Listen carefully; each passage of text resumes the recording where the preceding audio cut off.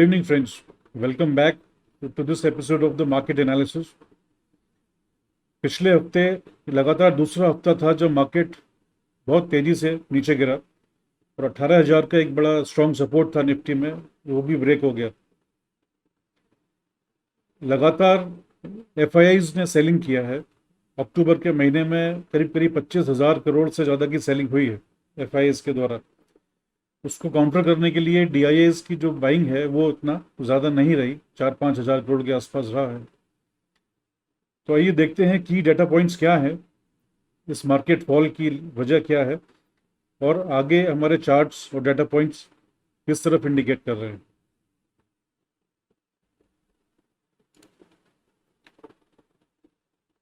हम करीब करीब 5% डिक्लाइन किए हैं निफ्टी में फ्रॉम ऑल टाइम हाई, और बैंक निफ्टी में ये डिक्लाइन करीब करीब 6.5% का रहा है फ्रॉम ऑल टाइम हाई। जो डोमेस्टिक डाटा है वो काफ़ी कुछ नेगेटिव है। इंफ्रास्ट्रक्चर का आउटपुट का जो फिगर्स आए वो करीब करीब 4.4% के लगभग आए। जो previous, this is year on year data, previous था 11.5%। उसके अलावा मॉर्गन स्टैनली ने इंडियन मार्केट को एक इक्वल वेट का दर्जा दिया जो कि पहले ओवरवेट था, यानी एक डाउनग्रेडिंग हुआ है जिसका इम्पैक्ट हम एफआईआईज की सेलिंग के रूप में भी देख रहे हैं। इसके अलावा क्रूड और इन्फ्लेशन ये दोनों ही एक हाई लेवल पर अभी भी बने हुए हैं। अब अगले हफ्ते में हमारा पीएमआई डाटा आएगा और बैंक लोन ग्रोथ का डाटा आएगा। ये हमारे लिए एक इम्पॉर्टेंट पॉइंट्स होंगे देखने के लिए कि हमारा आगे डायरेक्शन क्या होगा। ओवरसीज क्यू अभी थोड़ा न्यूट्रल है। उसमें एक नेगेटिविटी ये है कि कोविड के कुछ रिसर्जेंस देखने को मिली है कुछ पॉकेट्स में, लेकिन उसके इतर यूएसए का जो कंज्यूमर कॉन्फिडेंस इंडेक्स है उसने ऊपर का रुख लिया है। पर चाइना और कोरिया में ग्रोथ के कंसर्न्स सामने आए हैं। ओवरऑल पिक्चर मिक्स्ड है, इसको हम न्यूट्रल बोल सकते हैं। जो हमारा एफआईआई और डीआईए का डाटा हमने जैसे पहले बात किया नेगेटिव है, हैवी सेलिंग हुई है एफआईआईज के द्वारा, और आगे देखना होगा कि क्या ट्रेजेक्टरी इसकी रहती है।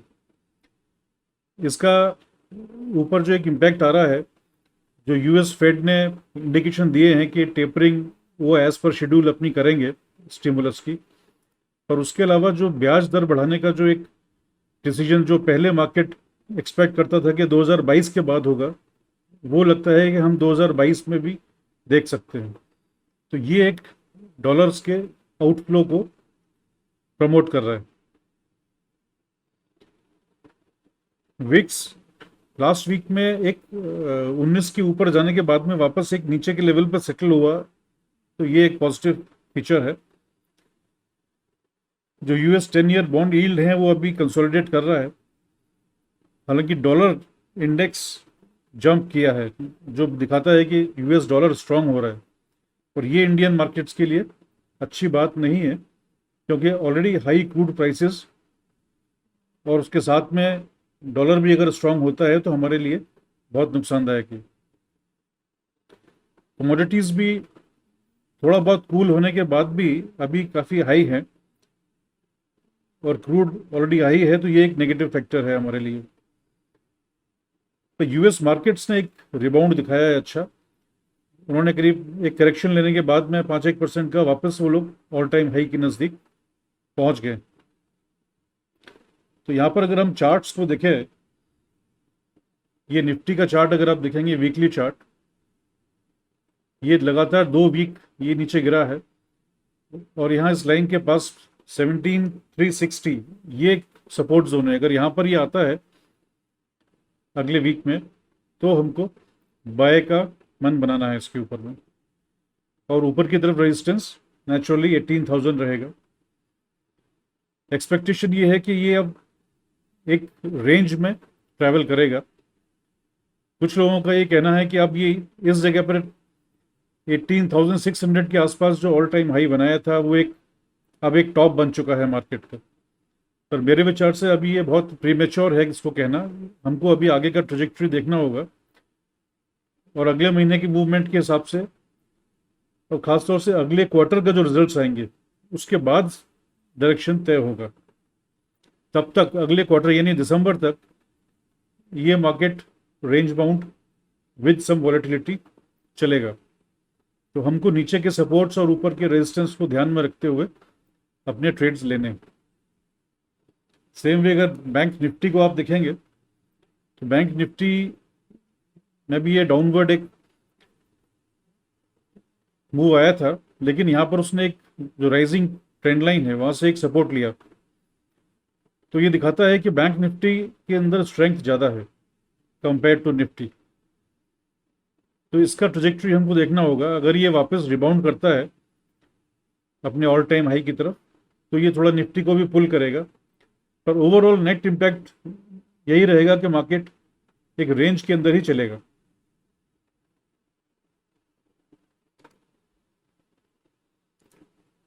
Coming to the performance of the high probability setup जो हमने पिछली बार डिस्कस किए थे, ओएनजीसी ये थोड़ा नीचे आया, हमारे जो प्राइस थी रेंज थी उससे।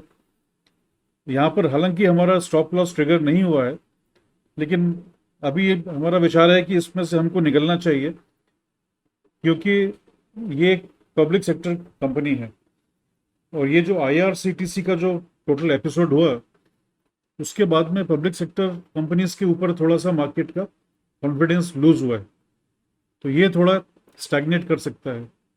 इसलिए बेहतर है कि हम इससे निकल जाएं। हालांकि क्रूड के प्राइसेस तो ऊपर ही रहने वाले हैं अभी काफ़ी समय तक, उसका बेनिफिट इसको मिलेगा, पर given the PSU nature of this company इसमें से निकलना बेहतर। दूसरा हमारा जो ट्रेड था वो एशियन पेंट में हमने एक पुट बाय किया था 2900 स्ट्राइक का। ये हमको अच्छा प्रॉफिट देके गया है। जब मंडे को ये मार्केट ओपन हुआ था तब ये पुट 85 पर ओपन हुआ। हमने अगर उस टाइम इसको बाय किया होता तो ये हाई में 130 तक गया था, तो उसके बाद क्लोजिंग में फिर 85 पर आ गया था।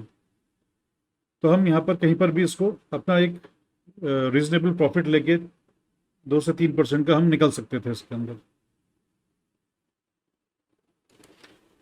नेक्स्ट वीक के लिए जो हमारा रडार में है, एक तो टीसीएस ने अपने राइजिंग चैनल के सपोर्ट लेवल पर आया है, उसमें एक रिट्रेसमेंट हुआ है और 3400 के आसपास वो सपोर्ट आता है। तो इसमें एक्सपेक्टेशन है कि ये एक 3600 तक का मूव हमको दे सकता है, particularly with the background that markets अभी इस समय थोड़े से नर्वस है और नीचे जा सकते हैं। तो उस समय पर लोग डिफेंसिव काउंटर्स को ढूंढते हैं, तो TCS is also one of the defensive counters. दूसरा हमारा जो स्ट्रेटजी है इसमें हमने निफ्टी पर ऑप्शन की स्ट्रेटजी ली है, जिसको हम रेशियो स्प्रेड बोलते हैं। अभी आने वाले समय में अगर मार्केट नीचे जाते हैं और वॉलेटाइल रहते हैं तो हम लोग ज़्यादा स्टॉक्स के बजाय हम निफ्टी के और बैंक निफ्टी के ऑप्शंस में स्ट्रेटजीज बनाएंगे, वो ज़्यादा सेफ और बेटर रिटर्न हमको देंगे। तो ये रेशियो स्प्रेड में जो हमने प्लान किया है 18,500 की कॉल हम एक बाय करेंगे और 18,600 की 2 कॉल सेल करेंगे। नीचे की तरफ 16,800 की पुट बाय करेंगे और 16,700 की 2 पुट सेल करेंगे। इसमें टोटल कैपिटल इन्वॉल्वमेंट हमारा 1.3 लाख और रिटर्न हमारा है 3,700। ये मंथली एक्सपायरी की ट्रेड है। इसके अंदर जो पे ऑफ चार्ट है वो इस तरह से बनता है। तो आप देख सकते हैं कि इसके अंदर में बहुत बड़ी रेंज हम कवर कर रहे हैं। हमारा अपसाइड में मार्केट अगर 18,775 तक भी जाता है तब भी हम प्रॉफिट में रहेंगे, और नीचे की तरफ 16,525 तक भी जाएगा तब भी हम प्रॉफिट में रहेंगे। इस पूरी रेंज में हम प्रॉफिट में हैं और हमारी प्रोबेबिलिटी ऑफ प्रॉफिट 85% है। So this is all folks for this week. keep watching, and if you have not subscribed to the channel till now, please do subscribe. Thank you so much.